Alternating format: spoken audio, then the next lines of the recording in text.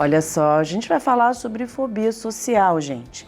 É um transtorno, né, que afeta a vida de muitas pessoas, né, de muita gente, trazendo desafios no convívio social e também nas interações. Quantas situações que talvez você tenha deixado de fazer, de participar, por se sentir mal, mas não sabe ou não identificou isso também. Para a gente conversar sobre esse assunto, eu vou perguntar muita coisa para ela. Ela está aqui para bater esse papo com a gente. É a Flávia. Seja bem-vinda, Flávia. Obrigada, Dani. Tudo jóia? Que bom Tudo que bem. você veio. Agradeço o convite. Flávia, parece tão comum as pessoas terem assim muito medo, né, de se envolver, de se relacionar, de estar junto com grandes grupos. E aí quando ela vai perceber, ela está com uma fobia.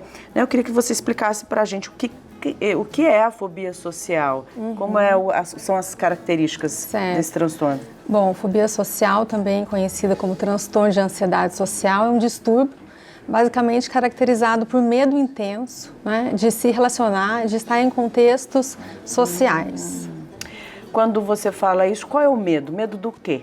É um medo que não é racional, e esse medo pode ser de tudo, de qualquer coisa, principalmente do julgamento de forma negativa. O que vão falar sobre mim, o que estão pensando sobre mim, vou dizer algo inadequado.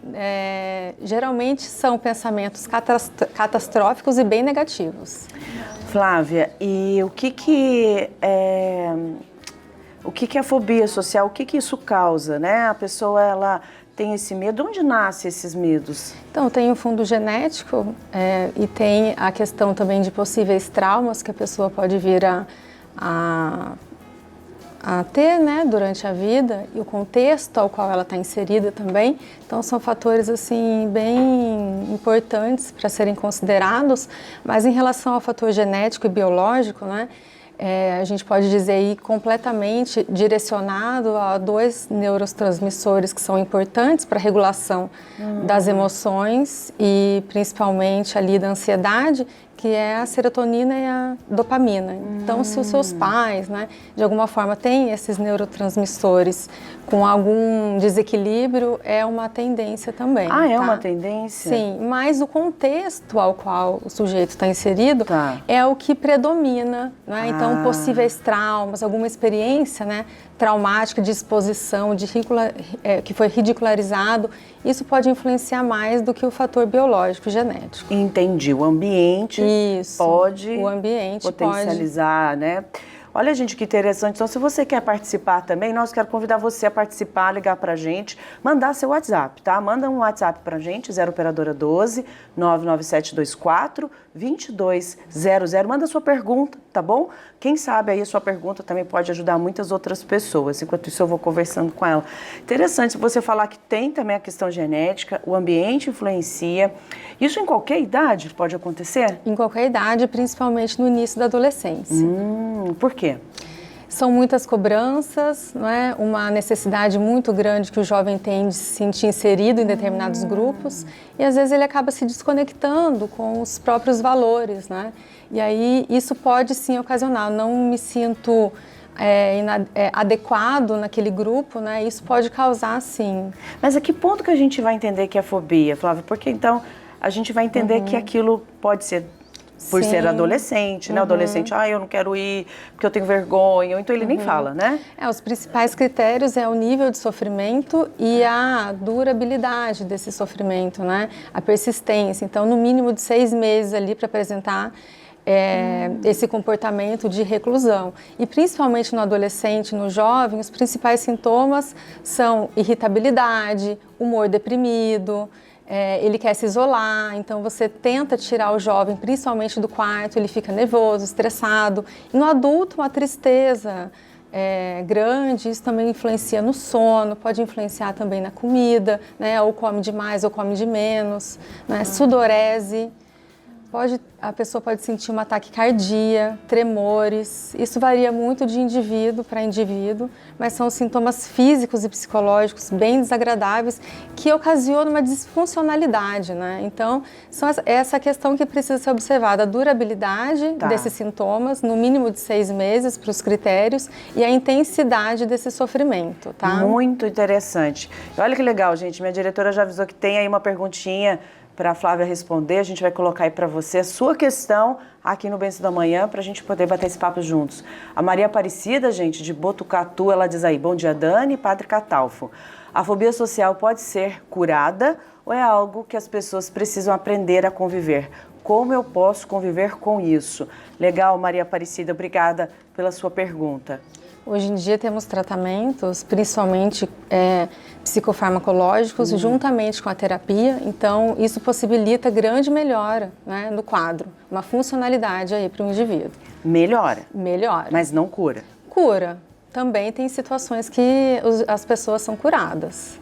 Depende muito do tratamento, do nível que está a doença e do engajamento da própria pessoa, né? Isso. O quanto ela também está predisposta a se tratar, sim, o quanto ela considera isso, né? Quando ela quer. Ela tendo essa rede de apoio, né? Isso é muito importante também. A rede de apoio, ela é mais importante do que o próprio tratamento em si, né? Porque é a rede de apoio preparada que vai fazer com que ele tenha forças para buscar ajuda. Não é? Legal. Então, vamos falar um pouquinho então sobre isso. Eu acho legal você falar sobre a rede de apoio, porque principalmente, como você citou aqui, os adolescentes, os idosos também. Sim. Né? Eu acho que os idosos aí entram como uma população ficam reclusos, cada vez mais. Tem um movimento aí de ficar mais sozinhos, não é? Mais isolados, vão perdendo pessoas da família, perdendo amigos, e aí se fecha cada vez mais. Mas somos o que somos a partir do outro, a gente precisa do outro, né? A gente precisa. A gente precisa conversar, a gente precisa ver o sorriso da outra pessoa, ouvir o que o outro tem para dizer. Às vezes a pessoa está tão triste, ela só quer ser ouvida, né? E aí fica ali quietinha dentro de casa, isolada dentro do quarto. É uma vida muito solitária, e a vida está acontecendo fora da nossa casa, exatamente, né, normalmente. Então é muito importante. Por isso que é importante a pessoa também tomar essa decisão, né? Ser ativa aí nessa situação. Tem mais uma pergunta também, gente. Nós vamos aqui, olha, a pergunta da Monique Alves, de Belo Horizonte, Minas Gerais. Bom dia, Dani, sua bênção, Padre Catalfo. Como os familiares e amigos podem apoiar alguém que está lutando contra a fobia social? Ótima pergunta, Monique, porque vou estender aqui a pergunta da Monique, tanto para os adolescentes, porque aí a mãe ou o pai fala, sai desse quarto, levanta, ou então a filha com a mãe, com o pai já idoso. Você tem que sair, às vezes o jeito de falar é muito complicado. Como deve ser feito? Primeiro, acolhimento, né? Aquele acolhimento, a escuta. E pensar que o transtorno de ansiedade social é uma doença psicológica invisível, a gente não consegue perceber, né? Nem o próprio sujeito que está sofrendo, ele consegue nomear, ele é capaz de nomear a dor, né? Então, a primeira coisa é a escuta ativa, esse acolhimento e não forçar a pessoa a sair de casa. Não, você vai na marra, né? Você vai de qualquer jeito. Isso só piora a situação, né? E incentivar o tratamento, porque nós temos muita melhora, né, nos tratamentos hoje em dia. Gente, né? E o tempo passa, a vida passa, né? E viver sofrendo, você sabendo que você está passando por isso, saber que tem alguém em casa passando por isso. Que tipo de, quando você fala ao acolhimento, que tipo de perguntas ou espaço a gente pode fazer para que essa pessoa se sinta melhor? O que você está sentindo? Se aconteceu alguma coisa? Se gostaria de falar sobre isso? Se não quiser falar diretamente com quem está perguntando, oferecer uma ajuda externa, né? Porque às vezes não é dentro de casa que a pessoa vai sentir mais confiança, né? Em dizer e abrir as suas dores. Então, abrir esse espaço de, olha, se não for comigo, você pode falar disso com outra pessoa, né? Mas isso é muito importante. E se solidarizar com a dor, né? Isso é bem relevante para o quadro. Sim, saber que eu também sofro vendo o seu sofrimento, mas eu quero te ajudar de alguma forma. Olha que interessante, eu também sofro, como é? Que você disse agora, eu também sofro vendo o seu sofrimento. Isso. Né? Então, olha, para a gente poder aprender, né, gente? Porque, às vezes, esse comportamento, ele fica um pouco mascarado, né? Com timidez, preguiça. E no jovem, o acesso de raiva, né? Ai, tá rebelde, o jovem é rebelde, né? Associa muito à adolescência, mas não, o sofrimento como eu falei, ele é muito invisível, né? Para quem tá ali de fora. Mas quem tá sentindo é muito dolorido. Verdade. Precisa ser cuidado, né? Precisa para não ocasionar em outras comorbidades. Quais podem ser? Outros transtornos, como depressão, né? Por exemplo, TAG, que é transtorno de ansiedade generalizada, né? O ataque de pânico, que aí é mais agravado ainda, né? E capacita mais ainda a pessoa, né? Então, geralmente, os transtornos não tratados, eles acabam com outras comorbidades, além dos problemas físicos, né? Sim, sim. E os prejuízos, né? Sim. Na vida pessoal, enfim, né? Geralmente um transtorno ele nunca vem sozinho, né? Principalmente a depressão acompanha os principais transtornos, né? Não adianta você estar querendo se isolar do mundo ali dentro do quarto e se sentindo feliz, né? Então é lógico que o humor deprimido vai estar embutido nisso, né? Sim, sim. Olha, gente, que interessante. Por isso que é importante a gente aprender para a gente saber lidar, né?